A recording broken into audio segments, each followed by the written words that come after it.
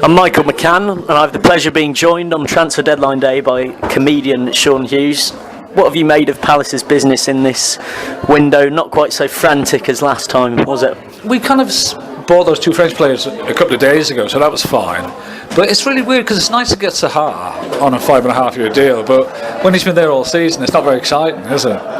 But I believe we got. You're not excited about him coming on? I'm delighted, but he's been there all season, so it doesn't feel like a new signing. But I think he's a great player, and I think he's matured a lot as well. Because when I used to see him when he was a kid, he used to take a lot more shots on goal and not score, and now he passes a lot more. So that decision making's improved. I think that year at United kind of sorted him out a little bit.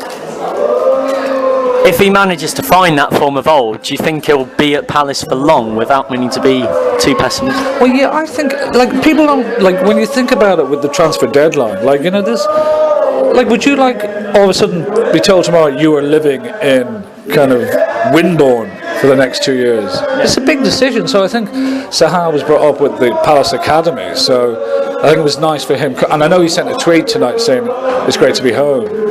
Because I don't think people think about that too much, about that huge upheaval it is. And do you think that might mean that he stays at Palace in this second stint maybe a bit longer than some might expect him to do? A 5.5-year deal it was, so they've obviously, if they're going to sell him, they're selling for a lot of money. But I think he probably had his head turned when United came in from like anyone would, and realised he wasn't never going to get a chance there. And what's your view on Alan Pardew thus far at Palace? I love the fact that Palace are a bit of a community team in that sense of it's great to have one of our own back. But the thing is, people say he's a hero. He did score a goal against Liverpool in the semi-finals of the FA Cup, so people remember him for that. But he was pretty much a fair weather, player. So you think that maybe that legacy's been overrated? But it's great to have one of our own back. I didn't understand why they brought in Warnock, for the second time, because he's so old school. I think Pardew's a great manager, and the proof in the pudding is 4 wins out of 5 is tremendous. But it was weird. I was there on Saturday, and a lot of the people who go there every week were saying our running is very dodgy. So you're still not confident of survival even with that 4 points? No, I think the bottom 10 are in trouble. If you have a bad run, you're back in the mix, But weirdly, and I don't know whether it's been vindictive, but I hope West Brom go down because the way Tony Pulis left us. So you now, if Pulis was to not return, but return with say West Brom, you'd boo him then, would you? Well, I wouldn't be a booer, but I certainly have no respect for him. Really? Yeah. I respect what he did for us, but you leave someone 2 days before the season. And I can't really talk about why he left, but I know he left, and it was for selfish reasons.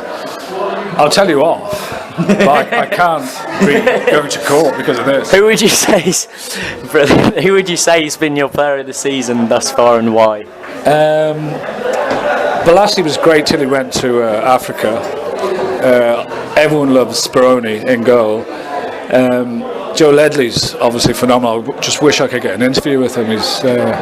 He's one of the top players there.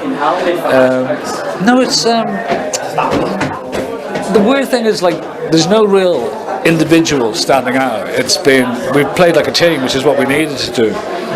But I haven't got a kind of real hero there at the moment. But when Zaha gets on, it's quite exciting, because he just runs down that wing and he makes a fool of a lot of the opponent defenders, and.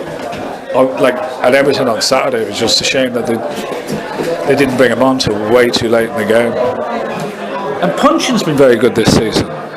Ever since he missed that penalty against Tottenham really badly a couple of years ago, I think he's tried to make up for that. But the only thing, and I don't want to slag him off, but the thing about Puncheon is he's got really big ears, and his goal celebration is he always does that thing with his ears, and you're going, don't kind of be showing people your ears,